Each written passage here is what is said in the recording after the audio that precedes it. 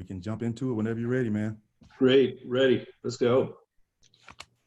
Well, Todd, I think before we get started, though, I think what I do want to tell you is I'm actually real proud of you. I know because when you actually reached out to me and talked about what you could do more, you know, as a white man in America to kind of help with some of the racial things that we're kind of experiencing. I know that takes a lot. It's not a comfortable topic. It's not a popular topic because I know that probably, you know, some of the folks in your circle, it may not be popular with them either. But you know, but I'm proud of you, and I commend you, you know, for having the courage to even want to do more. So thank you. Charles, that means a lot. It really does. And I know we've talked about this quite a bit going years back, various times, probably more over the last 3 years than any other time, right? And it does bother me, and it bothers a lot of people I know in the white community too.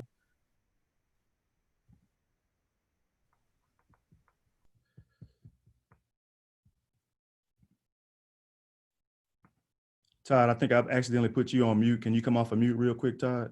Yeah. Okay, sorry sure. about that. I'm good. I don't know where I cut off, but I just, you know, I have concerns. They may pale in comparisons to your concerns and members of the Black community. I'm sure they do. But when I see unjust treatment by the systems that are there that's supposed to protect us, uphold us, sustain us, support us, and all pointed directly and mainly towards people of color, specifically African Americans in our community. And I just don't see how anybody could say things have gotten that much better, right? And let me just do a real quick side at some point. Charles, we've known each other for quite some time. We go back to the same small town, Bald Knob, right, Arkansas. Yeah. Share a love of track and field, of other things. We both come from a small rural community here in Arkansas. And one of the things growing up here in Arkansas, I remember very fondly with my grandpa was I got to go out and quite a few times go quail hunting with my grandpa. Right? Mm-hmm. We just made that a regular thing for a while he was alive. And in the middle of all of this, seeing all these problems for the African American community and knowing you have a grandson too, that just really touched me because I thought, oh my gosh, if it weren't back home in Bald Knob, Charles couldn't load the truck up with a hunting rifle, a shotgun, and his grandson and go out for an enjoyable day hunting in the fields if that's what you all wanted to do and if that was a big thing for you all. You may not even, if it was in a place where people didn't know you may be surrounded by several squad cars, you know, and it could get really bad real quick. And I thought, my gosh, he's a man that we all know and love, and it's not my reality at all, but that's your reality. You have to think about those things. Yeah. I want to take my grandson out to hunt. I want to, or out to fish or do whatever. And you can't even do something simple like that, perhaps without being hassled or arrested or maybe even ended up dead. And so that really kind of stirred me and got to me. And that's why I reached out to you this time. I'm like, Charles, I don't know what we can do. And I just wanted to know with the riots, with Floyd, Ahmaud Arbery, so many other young Black men and older Black men being killed or facing police brutality, unfair arrest. Mm-hmm. What can we do as part of the problem, as far as specifically white men go? Is there anything we can do? Is this a time where we just have to step back and just verbally support you?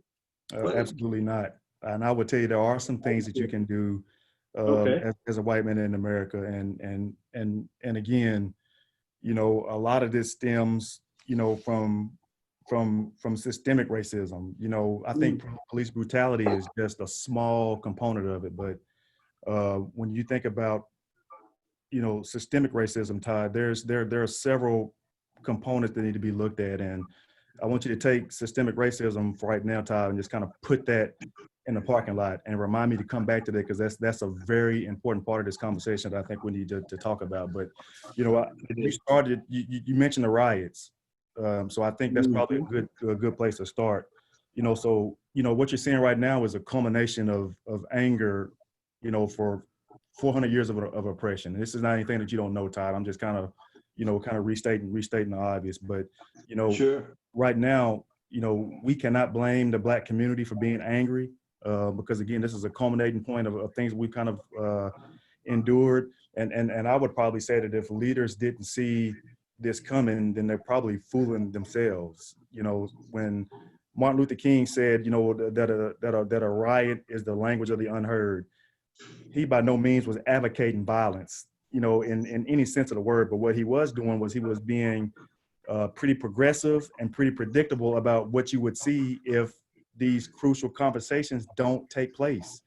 If you don't demonstrate some transparency and some accountability, what he's saying is this is what you're going to see.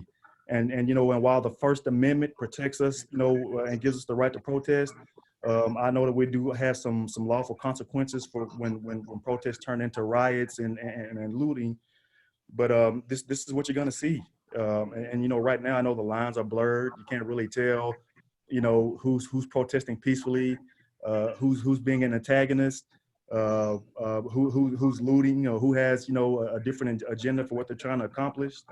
But this is part of it, Todd. And another key quote from Martin Luther King is he said, when the oppressed rise up, it's not for others to judge or understand. And so I would say if you don't truly understand what systemic racism is, you're not going to understand what you're seeing with the riots and with the protesting that's going on right now. Well, I do see what you're saying in there. Systemic racism has a huge play into it, because that's the type of racism that, especially in the white community, we're largely unaware of. There's a lot of my friends in the white community who absolutely and adamantly would say, hey, I'm not a racist. I don't like what I see either here. But inadvertently, certainly, I think we are part of this system, as you said, that it's been around for well, maybe more than a couple hundred years. Decades, Todd. And so in this country. Yeah, and look at where I sit with where I work. I'm at the national policy level with what I'm doing, and I see it. And I'll just talk just a little bit about systemic racism. So and let me just preface this, Todd, with a lot of the information that I have that I'm going to share with you. Some of that analysis is strictly academic because it's coming from data points, and there might be some other science and some other factors that you need to look at. But I would tell you that with the metrics and information that we have right now, there are indicators that really point to equity gaps that has been in this moral fabric of this nation for decades, and we cannot continue to not look at it. So you have like wealth gap, employment, housing discrimination, incarceration, drug arrest, surveillance. The list goes on and on. Look particularly at the wealth gap. So the Black community makes up about 13% of the population right now. Okay. You know that we are only accountable for only 2.7% of the wealth in America. That's staggering. And then when you look at the average median income for the African American community, I think it's about 40 grand. But for the white community, it's about almost close to 80 grand. Huge disparity here. Unemployment, at any given time for the last several decades, the unemployment rate has been twice the number in the African American community as it's been in other communities. So again, I know there's some other factors behind that, and this is completely academic, but you can't ignore those indicators. You have to look at those indicators. Incarceration. So I think right now, if I can remember correctly, we have about 2 million people that are currently incarcerated, right? So I know there was a random sampling that showed, for every 100,000 Americans, I think you have 700 folks who are incarcerated. Well, that same random sampling in the African American community, for every 100,000 African Americans, 4,000 of them are incarcerated. So really that prompts you to really have to go and take a look at what's going on in our criminal justice system. And let me just pause for a second, because I want to introduce Bishop Larry Johnson, who has been a supreme mentor for me over the years, and I asked him to join because he actually lived through the Martin Luther King era, and I think what he can offer to this conversation, I think is very valuable. So, That's Bishop, great. thank you so much for joining, Bishop, and I'll bring you off mute whenever it's time for you to chime in. But thank you so much for joining. Drug arrest is another key area, Todd, that went and pulled some information on. So a lot of folks may not be aware, but 40% of all drug arrests are for possession of marijuana, right? If you look at the usage rate between African Americans and the white community, the usage rate is about the same.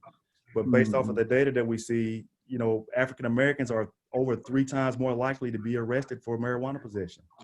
It's all of these things point to systemic racism, and I'll give you one more bonus area to look at.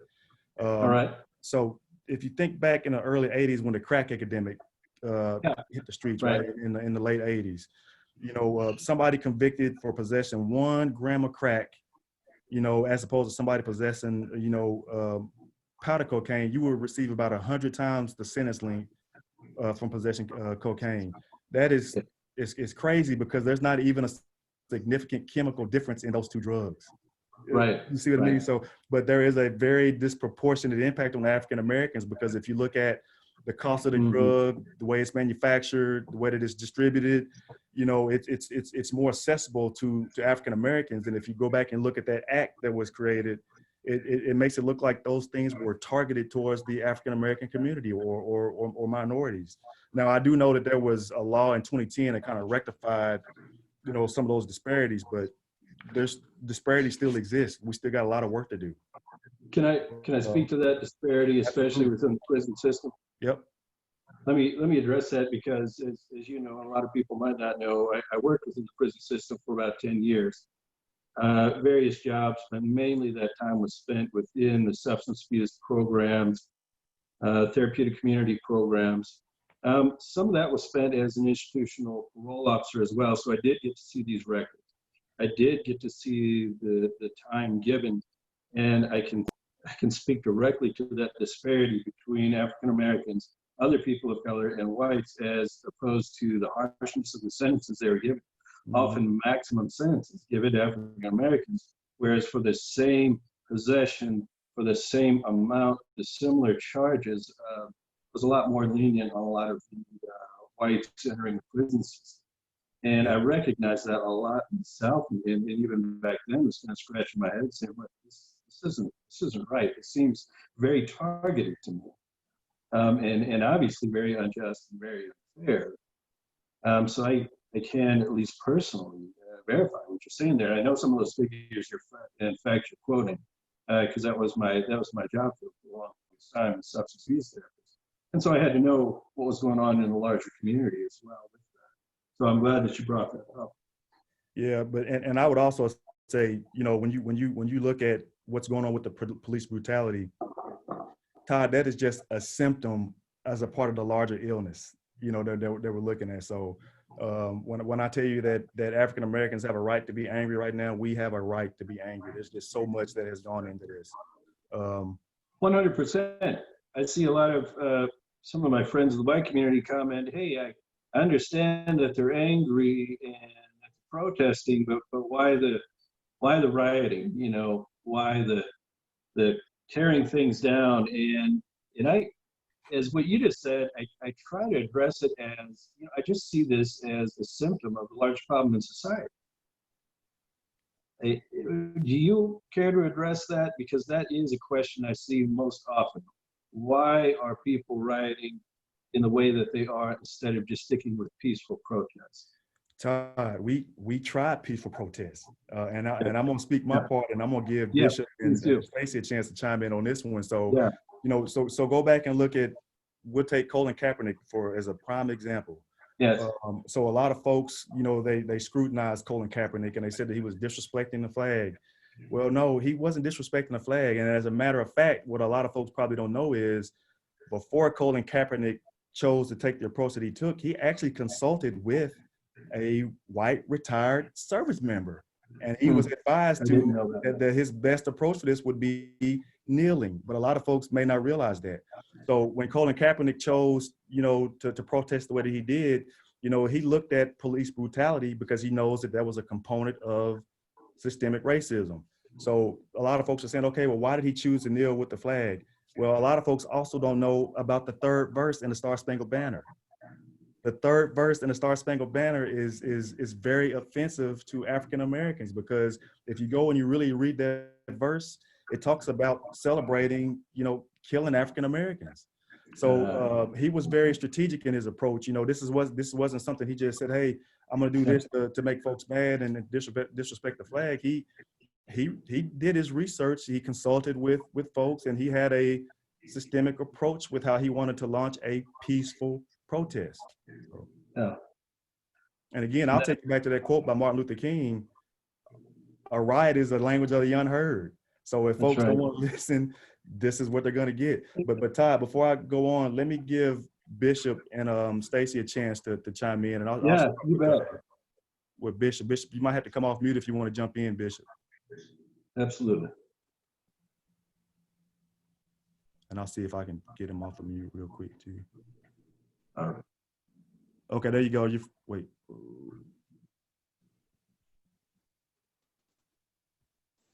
All right. Can you hear me now? Yes, sir. We can hear you. Hello, You should Bishop. be able to hear me now on my end. Hey, how you all doing? I apologize for being late. I did not know that my phone was dying, and so when I pulled in, I had to finish for it to charge up so that I could get on with you all. I apologize for that. But the issues that you all are dealing with are dear to my heart. I want to deal with, first of all, the issue of systemic racism, and then secondly, firstly, why are they rioting? And then secondly, systemic racism. One of the reasons that people are rioting is because not only are they frustrated, but when you see them destroying property, they don't own the property. And so for them, it is a way to lash back, to get back at, and to unleash some of the frustration that for years has been pent up. People don't understand how deflating it is to a person to be driving down the street, to be walk behind and watch when you go into a store. I mean, just doing nothing but normal things. And people want to know, why are you in this area? You know, I have every right to be in this area. I own property in this area.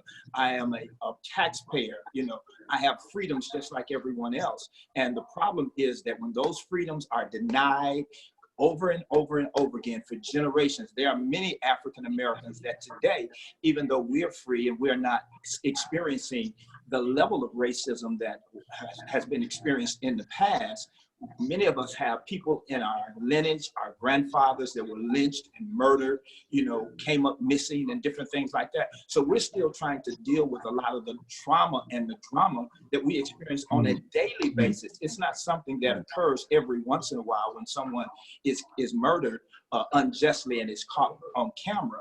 But this is something that happens to many of us on a daily basis. And so people get tired of that. You know, you go into a restaurant, you know, and you're standing in line and there's a Caucasian that comes in behind you, and oftentimes they will look right over you, go right around you and wait on that person that's standing there. You're saying, but I'm next. You know, customer service says, regardless of the color or regardless of the individual, if I'm in line first, then I am the next person that should be waited on. And so it's things like that that are internalized for years and years and years, and it makes people frustrated. And then sometimes that frustration comes out.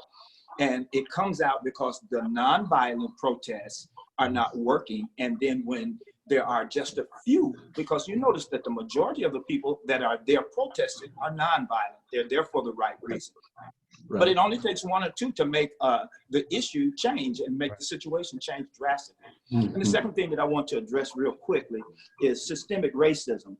In America, we have been fighting, first of all, for just basic human rights.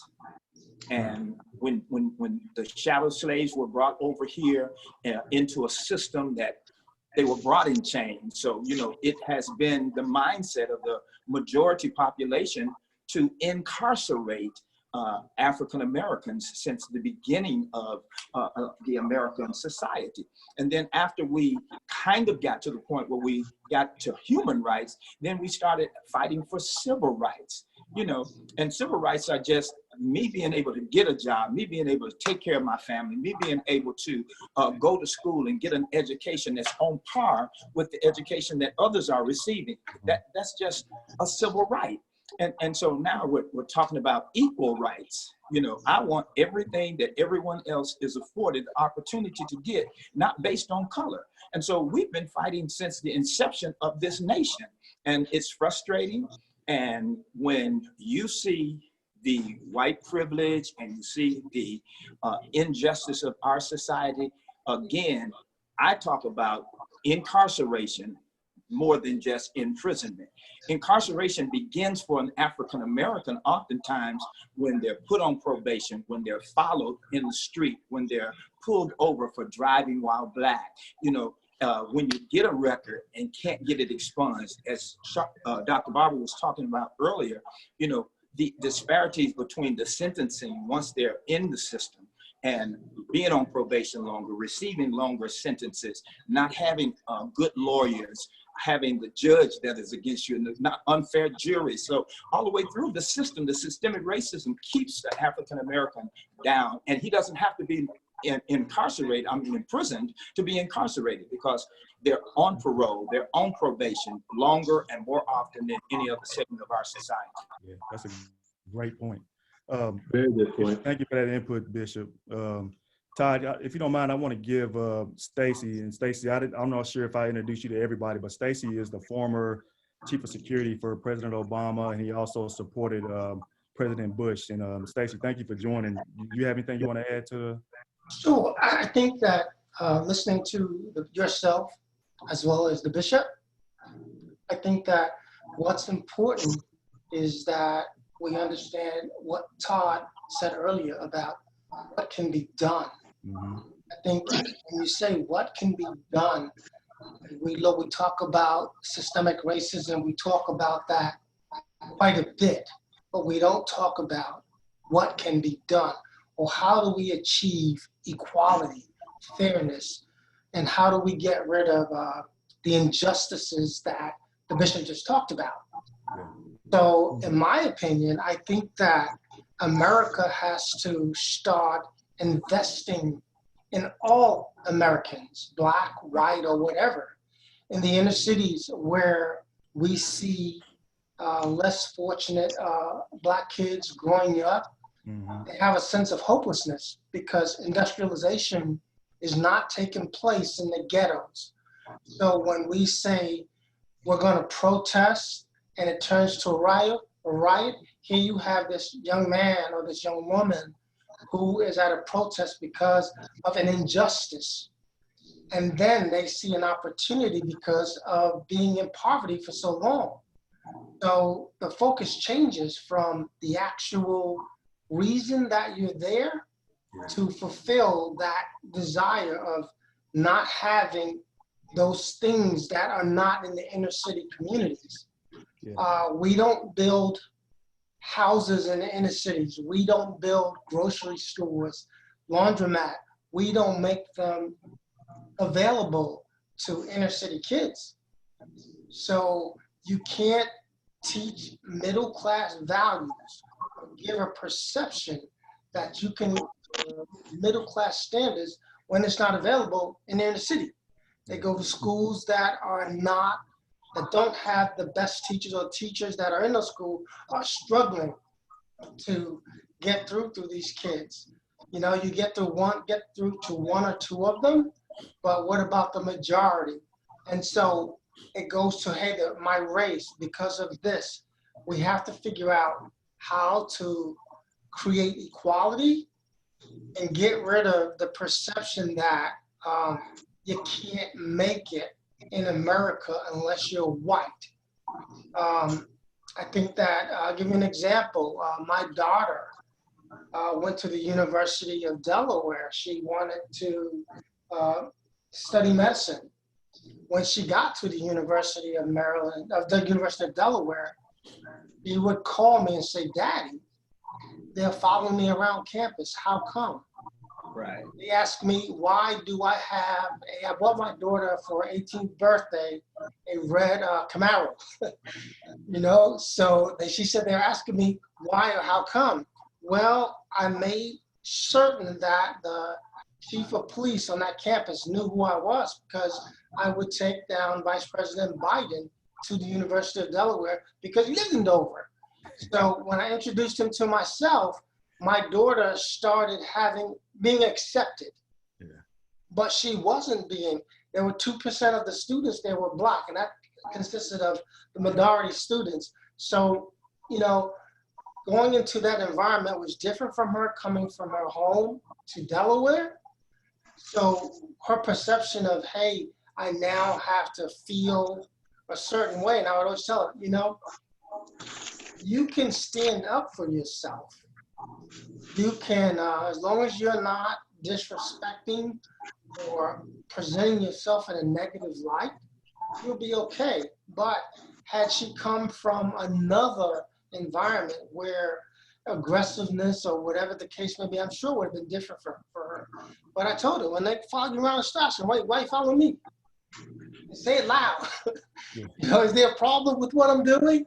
You know, but in the inner cities, we see gentrification. We see African Americans being pushed out and they feel hopelessness. So in order to get equality, you have to fulfill the hopelessness that people are feeling in our communities, hopelessness that they cannot achieve because of the color of their skin. And we have to teach them young, to teach them to get out and vote. You know, most inner city kids don't understand how important it is. That's how you get change. You know, we talked about police in our communities. Well, how can you live in a community that's the majority are African Americans and all the law enforcement are white? Because you don't get out and vote. You don't do the things that you should be doing because you're not taught those things. Again, that's just my opinion. You know, I think it's just industrialization has to start taking place in the inner cities. Yes. I actually have some more pointed individual actions that I want to share with you towards the end of the conversation, but I want to kind of move this a little bit too, because I know in some of our conversations, we kind of talked about Black Lives Matter versus All Lives Matter. Yeah, I did want to bring that up. Yeah, and I think for this conversation, I think that's something that's important that needs to be addressed. So I'm not sure if you have any points with it that you want to start off with, but I certainly have some points I need to share. Yeah, and thanks for bringing that up. That is one thing we have talked about before. The Black Lives Matter, even the slogan I've noticed among some in the white community, right? It tends to bother them in the fact that, wait a minute, all lives matter. Now, my own take on that certainly is, well, white lives have mattered for the last 300, 400 years in America. Mm-hmm. They've mattered more than any other, white male lives especially. Just the reality of it. So in my take, I don't really take affront to when I hear someone say, hey, Black Lives Matter, because they do. This is the point where we're at, because there is an equality. Now, maybe I'm missing some things in there. How would you respond when someone says, hey, but all lives matter? Yeah. Blue lives matter. All lives matter. You know, referring to, often hear the police that, or supporters of the police that say, hey, not all police are this way. Yeah. But what would you all's response be to that? Yeah. So, well, for starters, you know, I think we all know how the Black Lives Movement started 2013, you know, with the Zimmerman case, you know, and all of those things. But, you know, I think in a lot of cases, folks really misinterpret what that phrase means. Black Lives Matter is not a term of confrontation. It's not an exclusionary demand. It's an aspirational cry to help, again, combat systemic racism. No one wants to see anybody get killed or hurt by law enforcement.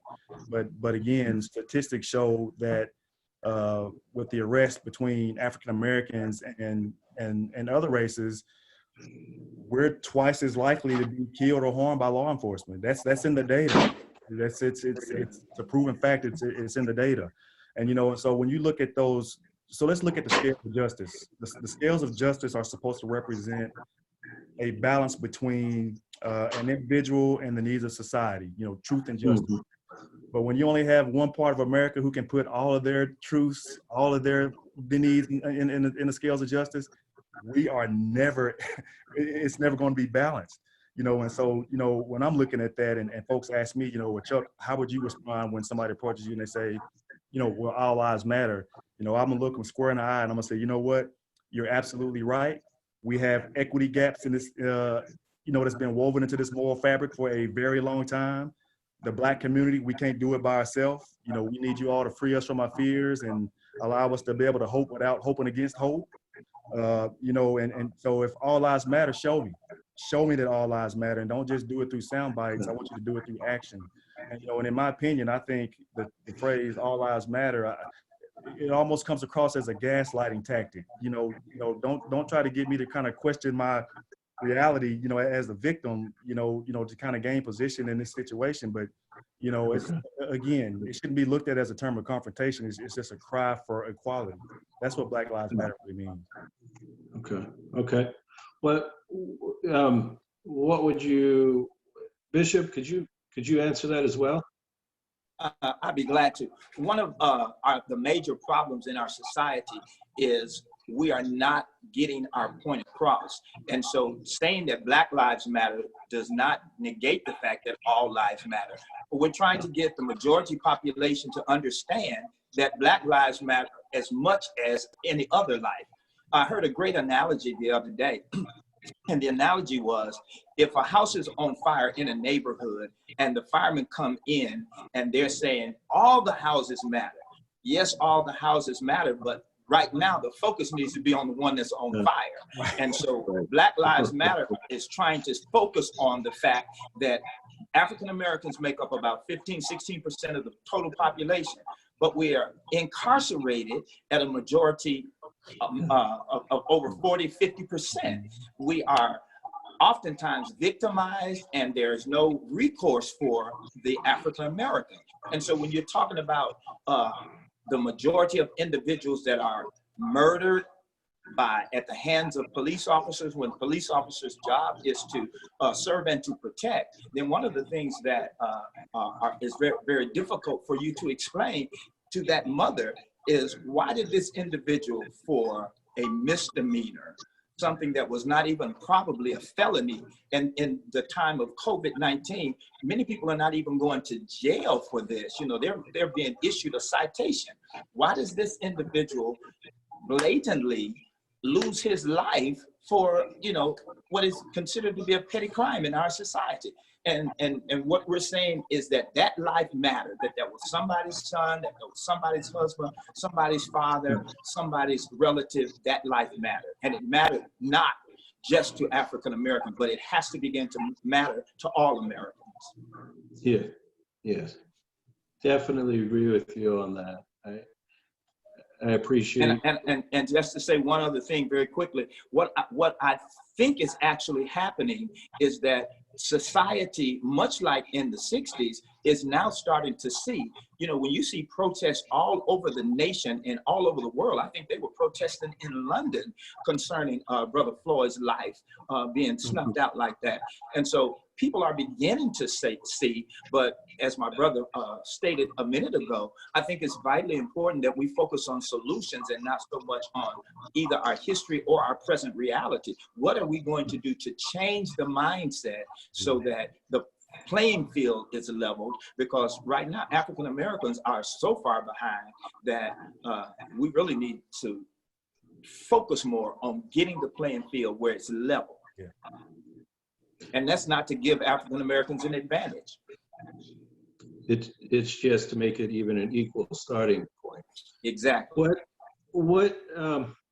So my question basically to Charles, given all of what's going on right now, the current environment, which is why I really reached out to him, is saying, how do I approach that? How do other whites approach that without seeming patronizing, without seeming like we have to rubber stamp the approach is coming from the Black community? You know, in my mind, we shouldn't have to be in that position of looking like, hey, we're the gatekeepers. We have to approve all of this. You see what I'm saying there? Mm-hmm. I don't want to come across as that way. I want to come across as an ally, but I don't know what the reality is there. I don't have to think and consider the things that you all in the Black community have to consider, and I know that. So what would your response be to how do I approach wanting to engage and help in that way? And just how do I be a supportive role? When and where should I take the lead? Should I ever take the lead? So Todd, I'm gonna give you a few things that you can consider. Now, you don't have to do all of these things. Feel free to take what nuggets work for you. But Got my notepad here. I'm ready. well, for starters, and I think Chris Como said it best the other day is, we have to stop judging the symptoms and look at this as an illness. We got to look at all of this stuff in totality. We can't keep isolating the different components of the racism. We got to look at this thing in totality. I think we also need to look at the terms of integration. It can't always be Black America going into the white schools or Black folks going into the white churches. Sometimes the white America needs to go to the Black schools. You need to go to the Black communities. You need to go to the Black churches. We really have to look at those terms of integration. I also think it's an education process. So many things that you see posted on social media or through a text or what have you. Understand why the use of the blackface is offensive to Black Americans. Really go back and redo your homework and understand why Kaepernick knelt. Black history. Don't just look at it in February. Try to normalize it. Look at it throughout the year. And I know I already talked about the third verse in the Star Spangled Banner, but these are things that you need to educate yourselves about, so you can have better awareness of why these things are offensive to us. I think when we're having these conversations, we hear the term active listening. I like to use the term empathetic listening. I think as when we're talking with each other, we need to sit down and talk, but listen empathetically. Really try to put yourself in the circumstance why these things are bothering us, and we have to stop talking past each other, which is really why I wanted to have this conversation today, Todd. Which again, I'm so proud of you because I think folks need to see what a model conversation like this looks like. The Black community, we can't do it alone. We need your help.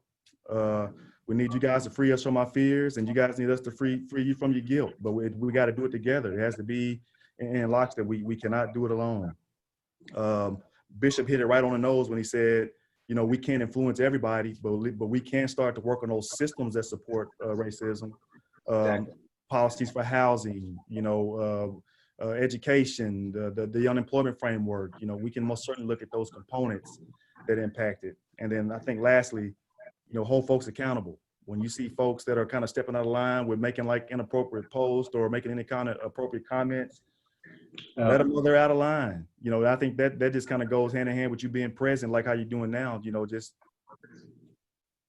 call them out, let them know, make them accountable. Okay. How do we talk with well-meaning white people who, and I'll throw myself in here sometimes, who really create a gap when maybe we're talking in racist terms or systemic racism thought processes without meaning to? How do you think we can address other whites who are doing that? Is that kind of clear, or is that too general? Can you get what I'm hitting at? Yeah, it's general, Todd, but I see where you're going with it. And again, we won't be able to boil the ocean with this overnight. We won't be able to do this overnight. No. But, one of the things I do is, I do a lot of mentoring, and I don't just mentor Black folks. I mentor young white folks also, because I want to make sure that folks, begin to think like I think. Folks who have an interest in making change. Jordan Long is one of the folks that I mentor who's here on this session. Thank you for joining, Jordan. Always proud of you. Sarah Gibson is a biracial young lady back in Baltimore, Arkansas, who I think the world of, and that young lady is going to change the world one day. I mentor her quite a bit. Gunnar Muckelberg, Brendan Roberts, so I don't just mentor just black kids. I mentor white kids too, because we can't do it alone. That's right. We gotta need help, and we gotta build leaders to be able to get this done. I watched a video earlier today where two Black men were arguing. One was in his mid 40s and one was in his early 30s, and they were arguing about you know, what was the right approach in terms of rioting and protesting. And they were kind of talking past each other. I think they kind of got through to each other at the end, but finally at the very end, one of the young men, he pulled a 15-year-old into the conversation. He said, hey, he said, you kind of see what we're doing? He said, I want you to start thinking about different ways to do things now at 15. Because if you don't start thinking about things now, you're going to be here 10 years later at 25, 30, and you're going to be doing the same things that we're doing, yelling at each other and protesting. He said, you know, you got to look at doing something different because what's happening right now, it hadn't been working because we're still in the same place. So, you know, I think, you know, mentoring, you know, folks behind you, I think that kind of helps with some of that. Hey, oh, there I am. Hey, there you are. Charles, you had mentioned policy, education, government. What's your take on that?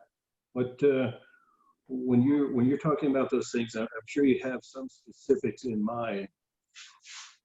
What does that look like for you? Well, for me, the government has a huge role in what we're seeing right now, because I think it's incumbent on the government to not just change policy and things of that nature, but it's up to the government to help shape the culture. And it has to happen at the top. It has to start at the top. You know, all that culture, it needs to trickle down. You know, if we don't look at how we can really positively impact that culture, we're going to keep talking about the same problems over and over again. And, you know, and that's why in politics, Todd, we got to make sure that we get out to these polls and vote, get the right leaders in these positions of authority. It's important. And I think what we're seeing it today, you know, so I think that's part of the problem is we got to make sure that we're voting to put the right people in some of these senior government positions and really trying to influence the culture from the top down. So speaking on that, man, I'm not for sure, and it may be kind of a rumor. I heard through the rumor change, you may be looking into politics here real soon. Is that just rumor? I wanted to confirm that with you, if it's okay, if it's the right time, the right format. Well, you know what? Well, I will say this, as a government executive, I am governed by the Hatch Act, so I'll be very careful with how I answer this question. But, you know, one thing that Bishop Johnson taught me years ago when I was knee-high to a grasshopper, and I don't want to tell y'all what his age is. He ages so gracefully. But Bishop told me years ago, you know, you don't run from your calling. You know, once you find out what your calling is, you go after it. And Todd, I will be very upfront with you. I think because of the past experiences that I have, I think my calling is pushing me towards politics. I do have aspirations to kind of get into politics. I think one of the things I want to eventually look at, and I have looked at, is eventually moving back home and getting into politics at the state level. So yes, I do have aspirations to get into politics. That'd be good. I think that'd be very, very good. Yeah, I mean, it's important. I mean, because I think to me, when I look at like different positions in politics, you know, I don't look at those positions as just being like top executives. You know, I look at those positions as an opportunity to serve in leadership and opportunities for transformation. You know, and I think if you kind of get past that bipartisan rhetoric, you want to get folks in office who know how to bring people together. You know, not just make decisions just based off of a, you know, business minded, but, you know, consider the people impacts into it, you know, and I think if you can get a leader in mind who can do that, then I think that's when you can really look at getting folks in office who can really look at impacting change and making a difference. I'm involved in a match. So, go ahead, Todd. Charles, you there? Are you? Yep. So if that's the case, what will be your key issues, man? What are your key issues that you would take to heart and that you would specifically address if you were running for an office or whatever, even today? What would that be? Well, I mentioned culture. Culture is a big part of it. I think the first thing I would want to do is look to see what kind of culture plan I could kind of put in place to kind of kickstart changing the culture across the state. I would most certainly would like to look at improving the quality of life for teachers. I think it's almost criminal that our teachers don't get pay raises on an annual basis. That's very important to me. I want to look at that Department of Education framework. We've done a lot of consolidating back home, from what I understand, with school districts. And I think because of it, some of those areas in the Delta have kind of suffered because of it. So we'd definitely like to look at how, school consolidation has kind of impacted, those Delta areas. Community sustainment. I think a lot of communities struggle with being able to acquire grants.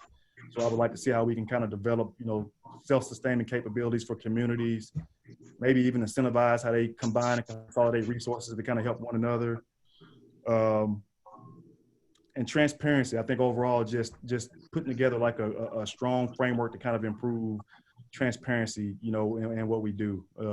And again, I think with what we're seeing with some of the riots and things that we're seeing right now, some of that stems from lack of transparency, without really telling folks what we're doing, what are the actions that you're taking, what are the controls you're going to put in place.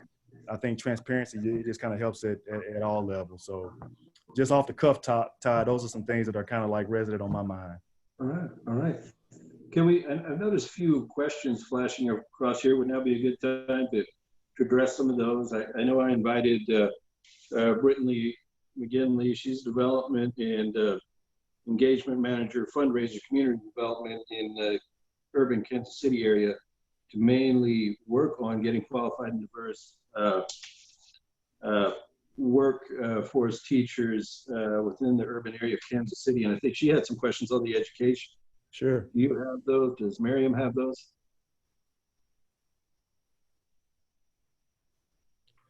I'm not looking at the chat, so I can't see them. But Brittany, if you want to come off mute and ask any question that you have, feel free to come off mute. And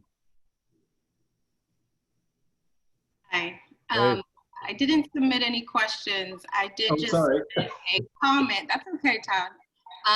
But when you mentioned that you would want to get interested back at the state level in politics, as someone who works in education, I think children need to see Black men and women in positions of leadership and positions of power. Yep. And then at a young age, need to see pathways to develop that into a career. And our schools, I don't think our schools are currently providing those pathways or those experiences. And then once we get them on those pathways, they need that mentorship, like you mentioned, the bishop being a mentor for you, and someone that really can help nurture them. So I was excited to hear that about you, because I know here in Kansas City, our children need to see that, need to see you in the spotlight. Yeah, Brittany, you raised some good points, and with any government or elected office, I know you're going to have constraints, in some cases with how you kind of build your cabinet, but in those events where you can't appoint folks and really make your executive leadership team represent your demographic across your constituents, you can most certainly develop advisory groups. So if I don't have the right level of diversity represented in the cabinet, you can most certainly develop advisory groups, made out of that diversity base. So you can kind of complement it and make sure that you have that proper diversity. And I also think that government internship programs at the city level, at the state level, we let kids leave school to go to work for work programs. Why not let them leave school for like internship programs too, government intern programs? I think that just kind of helps build bench strength, and it kind of helps strengthen government, and also, it gets, a different perspective with some of these government problems. So, very good points that you raise, and very important points too. There's a question from Brent Roberts on Facebook Live, and he's asking, what can we as educators do to help with systemic racism? What should educators be doing? Well, one thing I would like to see in school districts is I would definitely like to see diversity training. And I know that Ball Knob is taking some steps to kind of get diversity training implemented, at the school district. I think it should be a regular requirement, in my opinion. But I think. What is that? When you say diversity training, what is diversity training? Like, what does that mean? It's making your staff aware of. So for example, I kind of talked about the use of the blackface, so, having diversity training and teaching your staff the importance of having a diverse staff. Some of those racial topics that may be, offensive to other parts of your staff, they need to know about it. There needs to be training that kind of teaches them and brings awareness to that. So that training definitely needs to occur. It definitely needs to occur. I think that, hey, Dr. B, I also think that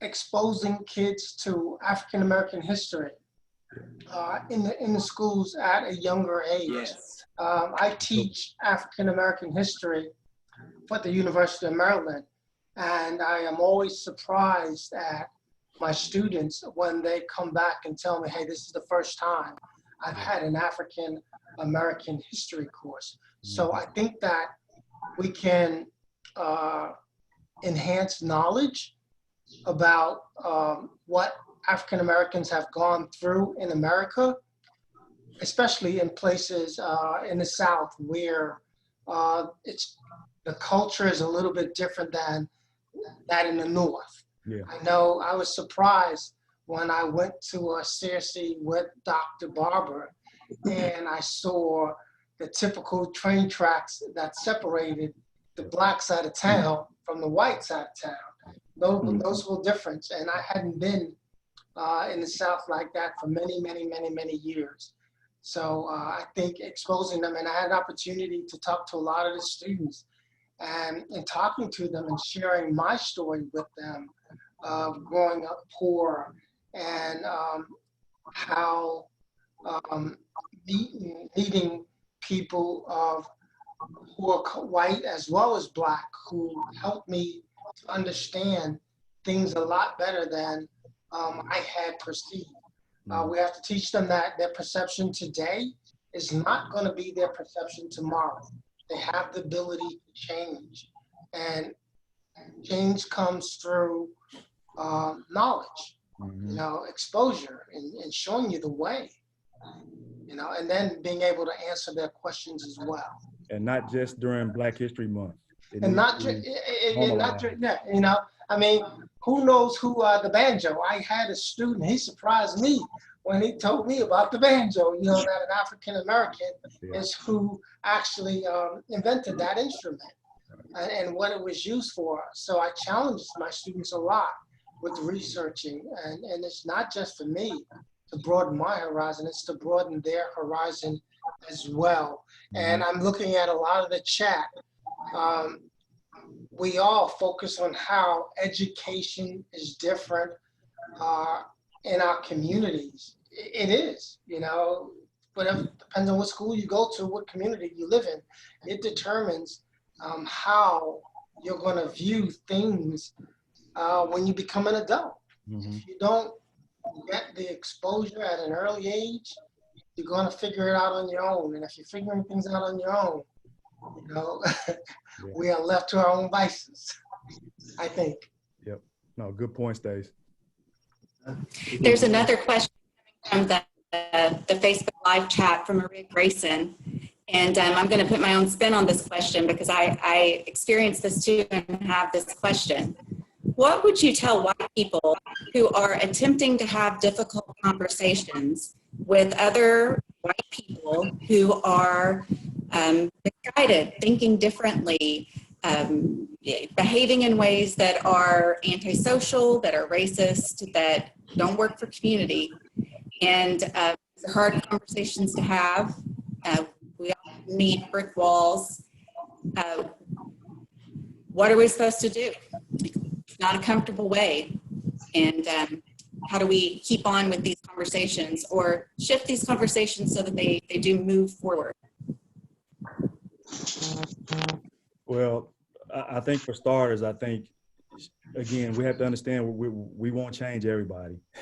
I think we have to keep trying to have these conversations, but we are not going to be able to change everybody. This is going to take time, So in those instances where you can make change and get folks to kind of start to think a little bit differently,